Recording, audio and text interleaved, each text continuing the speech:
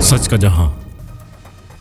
Chairman Korangi town Mohammad Naeem Sheikh ने smart researchers के वफ्द से मुलाकात की। मुलाकात में coordinator Muizuddin, focal person clerk Korangi town Haq Nawaz, senior account officer Mohammad Shahzeb, XEN MND Anwar Shah, SE Mohammad Iqbal, Aamir Malik और दीगर अहम शख्सियात मौजूद थी। इस दौरान कोरंगी टाउन के बजट में इस्लाहात और मालियाती अमूर में बेहतरी के हवाले से तफसीली तबादला ख्याल किया गया। इजलास में शफाफियत, बजट के मौसर तकसीम और मौजूदा मालियाती ढांचे को जदीद खतूत पर इस्तवार करने पर जोर दिया गया। चेयरमैन मोहम्मद नईम शेख ने कहा कि बजट में इस्लाहात और शफाफियत की पॉलिसी कोरंगी टाउन की तरक्की के लिए नागजीर है।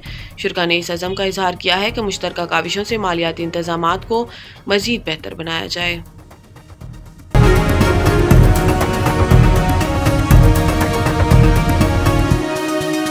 हमारा जहां, सच का जहां।